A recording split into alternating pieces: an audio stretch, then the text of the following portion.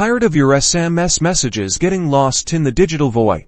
Let's ensure your Telnyx account is fully verified, unlocking reliable text message delivery. First, log into your Telnyx portal, then navigate to the account section. It's usually located on the left-hand side of your dashboard. Click on it to access your account settings. Next, look for the Verification tab. This is where you'll find all the information regarding your account's verification status and the required steps to complete it. Click on the Verification tab.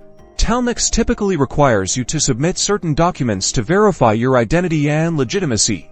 This might include proof of address, business registration documents, or governmentist identification. Review the list of required documents carefully. Prepare the necessary documents in digital format, such as PDF or JPEG. Then, use the upload buttons next to each required document type to submit your files directly through the portal. Make sure the documents are clear and legible. You may also need to fill out a form with detailed information about your business or organization. This includes your business name, physical address, contact number, and a brief description of your SMS use case. Fill it out accurately and double-check for any errors.